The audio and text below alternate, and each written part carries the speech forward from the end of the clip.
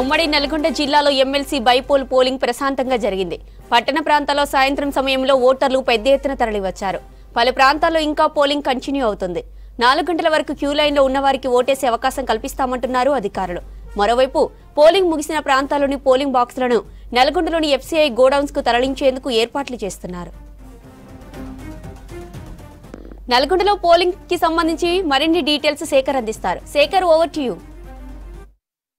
ఉమ్మడి నల్గొండ, ఖమ్మం, వరంగల్ పట్టభద్రుల ఎమ్మెల్సీ ఎన్నికలకు సంబంధించి ఉదయం 8 గంటలకు ప్రారంభమైన ఓటింగ్ ప్రక్రియ సాయంత్రం 4 గంటలకు ముగిసింది. ఇప్పటికే ముగిసిన తర్వాత ఎవరైతే ఏజెంట్లు ఉంటారో ఏజెంట్ల సమక్షంలోనే అధికార యంత్రాంగం మొత్తం కూడా వాటిని బాక్సులను సీజ్ చేస్తుంది.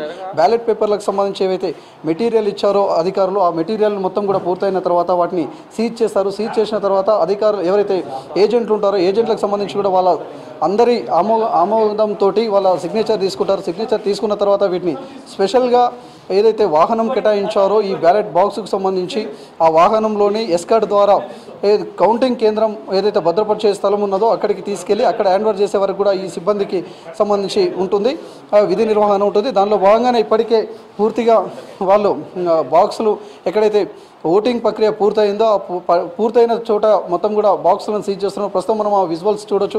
నల్గొండలోని బోయవాడలో ఒక పోలింగ్ బూత్లో వీళ్ళంతా కూడా వాళ్ళ సమక్షంలో ఉన్న సీజ్ చేసే విధానం కావచ్చు. ఇదంతా కూడా దాదాపు 3 రోజుల పాటు సిబ్బందికి కూడా ట్రైనింగ్ క్లాసులు ఉంటాయి. ట్రైనింగ్ క్లాసుల తర్వాత వాళ్ళు సీజ్ చేసి వాటిని మొత్తం కూడా పూర్తి చేసిన తర్వాత పోలీసుల సమక్షంలోనే వీటిని తీసుకెళ్తారు. అక్కడ ఏదైతే భద్రపరిచే స్థలం ఉంటుందో అక్కడ భద్రపరుస్తారు. 5వ తేదీ ఉదయం మళ్ళీ ఏజెంట్లు, అభ్యర్థులు, అదేవిధంగా అధికార యంత్రాంగం సమక్షంలో ఎన్నికల రిటర్నింగ్ అధికారిగా ఉన్న నల్గొండ జిల్లా కలెక్టర్ దాసరి హరిచందన్ ఆధ్వర్యంలో మళ్ళీ కౌంటింగ్ ప్రక్రియ ప్రారంభమవుతుంది. అప్పటి వరకు కూడా ఇటు లోకల్ పోలీసులు, స్టేట్ పోలీసుతో పాటు సెంట్రల్ ఫోర్స్ తోటి ప్రత్యేక మానిటరింగ్ ఉంటుంది. అదేవిధంగా భద్రపరిచే స్థలం దగ్గర ఎప్పటికప్పుడు సీసీ కెమెరాలు, వెబ్ కెమెరాలతోటి ఎప్పటికప్పుడు మానిటరింగ్ చేస్తూ ఉంటారు. మనం ఒకసారి మళ్ళీ చూడొచ్చు. పూర్తిగా ఏదైతే సీజింగ్ ప్రక్రియ ఉంటుందో ఆ సీజింగ్ ప్రక్రియ తర్వాత వాళ్ళంతా కూడా వాటిని ఒక స్టాంపు కూడా వేసి వాళ్ళు మొత్తం పూర్తిగా కూడా సీజ్ చేస్తారు. సీజ్ చేసిన తర్వాత వీటిని మొత్తం కూడా తీసుకొని ఈ బాక్సులను మొత్తం కూడా వెహికల్లో తరలిస్తారు. ఇప్పటికే మొత్తం 605 పోలింగ్ స్టేషన్లో రూరల్ ప్రాంతాలకు ఉన్న ఏవైతే పోలింగ్ స్టేషన్లు ఉన్నాయో నల్గొండ కావచ్చు, ఖమ్మం, వరంగల్కి సంబంధించి కావచ్చు, ఆ రూరల్ ప్రాంతాల్లో మాత్రం కొన్ని ఇంకా పూర్తి కాలేదు. దాదాపు ఇంకా 2 గంటలు 3 గంటలు సమయం పట్టే అవకాశం కూడా ఉంది. కానీ కొన్ని టౌన్లలో ఏదైతే ప్రధానంగా ఓటింగ్ ప్రక్రియ ఉన్నదో అక్కడ మాత్రం ఇప్పటికే పూర్తయింది. పూర్తయిన తర్వాత వాటిని సీసింగ్ తీసుకెళ్ళి వాటిని హ్యాండ్ ఓవర్ చేసే ప్రక్రియ అయితే కొనసాగుతుంది. ఓవరాల్గా ఈరోజు రాత్రి, రేపు తెల్లవారుజామున 3-4 గంటల సమయంకెల్లా కూడా ఇతర ప్రాంతాల్లో కావచ్చు, అదేవిధంగా వరంగల్, ఖమ్మానికి సంబంధించి కావచ్చు, అక్కడ ఉన్న వాహనాలన్నీ కూడా జీపీఎస్కు సెట్ చేశారు. అదేవిధంగా ప్రతి వాహనానికి సంబంధించి ఒక ఎస్కార్ట్ వాహనాన్ని కూడా ఇస్తారు. ఆ వాహనం ద్వారా అవన్నీ వచ్చే వరకు తెల్లవారుజామున వరకెల్లా ఇక్కడికి వస్తాయని చెప్పేసి అధికారులు కూడా అంచనా వేస్తారు.